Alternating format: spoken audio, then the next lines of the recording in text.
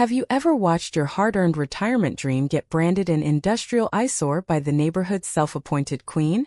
What if one woman's clipboard and fake politeness turned your peaceful life into a daily war of fines and threats? And what if the same ridiculous rules she worshipped ended up exposing her as a crook who was robbing her own neighbors blind? I stood there on my gravel driveway, late afternoon sun sparkling off the polycarbonate panels of my greenhouse. The very structure Deborah Harrington, president of Willow Grove Estates HOA, had just declared a monument to poor taste that had to be demolished by the first of next month or I'd face a $5,000 fine plus $1,000 every single day until it was gone. And trust me, Ms. Carter, she said, voice dripping honeyed venom while her floral blouse strained like it was trying to escape her ego, we always collect. She planted herself on the imaginary line between my 5 acres and her perfect beige kingdom, clipboard clutched like a royal scepter. I'd bought this land years before the developers turned the rolling hills into a sea of identical mailboxes and soul-crushing uniformity. 20 years in the Army, logistics for entire battalions, and all I wanted was roots, literal ones. My greenhouse wasn't some hobby shed. It was a climate-controlled, hurricane-rated 3,000-square-foot masterpiece supplying rare orchids and heirloom herbs to every upscale nursery and florist within 50 miles. Veteran-grown orchids, my little business that kept half the town's fancy gardens alive. Deborah knew none of that. To her, I was just the rogue outsider whose existence offended her vision of suburban perfection. This is a residential community, Ms. Carter, she continued, eyes scanning my greenhouse like it personally insulted her. We have standards. Covenants. That thing is dragging down property values for every honest homeowner here. I kept my hands loose in my jeans pockets, the same calm I used when staring down real threats overseas. A woman with delusions of grandeur and a clipboard? Cute. But the fuse in my gut lit anyway. This wasn't a complaint. It was a declaration of war on my livelihood. Long before her grand driveway ultimatum, Willow Grove had crept up like beige mold. I'd renovated my 60s brick ranch with the same precision I once used sinking convoys. The greenhouse went up 3 years ago, shielded by fast-growing Leland cypress, far from any property line. Peace reigned until Deborah bought the house directly behind mine and crowned herself HOA dictator. First casual visit. A Saturday morning, me loading trays of rare Phalaenopsis orchids into my truck. Her SUV screeched to a stop. "Excuse me," she trilled, marching up in yoga pants that had never seen yoga. "I'm Deborah Harrington, president. We have covenants against commercial vehicles parked overnight." I smiled politely. "Ma'am, my property isn't part of your association. Survey markers prove it." Her eyes narrowed at my veteran-grown orchids logo. "That lettering makes it commercial. It's an eyesore.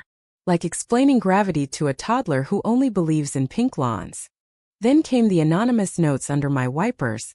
"Grass half-inch too long. Trash cans visible past noon." Unsigned, but reeking of her passive-aggressive perfume. Official letters followed, addressed to me like I was their subject, citing my flagpole, the one with the retirement flag she said exceeded 15 feet and could only fly on holidays. I sent back the freedom to display the American Flag Act citation plus my survey. Flagpole issue vanished. Next, my tidy tool shed labeled an unapproved outbuilding. $50 daily fine. Another certified letter with zoning proof. Fine rescinded, but the pattern was clear. Deborah was testing how far she could push before I cracked. The rail shot across the bow arrived 3 days after her driveway performance. Certified mail oozing importance citing 3 violations, commercial enterprise in residential zone, accessory structure over 200 square feet, and the catch-all not harmonious with community aesthetic. $5,000 plus $1,000 a day retroactive. Signed by her and 2 loyal lapdogs. I didn't panic. I called my old JAG buddy Colonel Ramirez. "Ryan, this is target practice," he laughed. "Gather everything, deeds, zoning, permits. Let her overextend." I spent a day in county records unearthing the 2008 plat map clearly marking my parcel as excluded from Willow Grove covenants. Agricultural residential zoning explicitly allowed my nursery. Every permit, inspection, license airtight. I labeled the folder evidence, and installed a discreet porch camera with audio. Daily logs started. Every slow drive-by of her SUV, every new note photographed and bagged. The fines piled up on paper, tens of thousands, but I stayed silent. Deborah read silence as weakness. Perfect. Let the tyrant escalate. While her paper war raged, my spring rush hit peak. Trucks rolling out orchids that would grace half the manicured beds she claimed to protect. The irony? Her prized entrance display, those perfect prize-winning phalaenopsis she bragged about in every newsletter, came straight from my eyesore. She was at war with the very flowers propping up her ego and had zero clue. Her next genius move: weaponizing the county water department. One morning I stepped out to find 2 utility workers at my meter with Deborah hovering like a vulture in victory. "Just checking a suspected major leak," she chirped. Excessive usage affecting neighborhood pressure. The older worker looked mortified. I stayed calm. "No leak. Licensed agricultural business, commercial meter, fully paid." The younger guy checked. "No flow anomaly. This tap predates your subdivision. Zero impact on your grid." Deborah's face twisted into something between rage and constipation. "But the usage is astronomical." Worker sighed. "Ma'am, it's compliant." She hissed, "This isn't over," and stormed off. Camera footage saved. Desperation level: critical.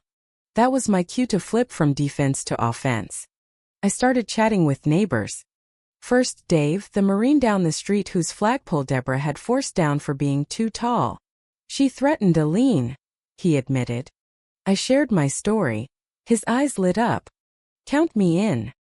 He introduced the Hendersons, heartbroken over their 20-year oak she made them remove because leaves in common area. Then the Garcias, fined $2,000 for a cedar swing set instead of approved plastic. Pink flamingo lady, roof shingle woman, each tale more absurd.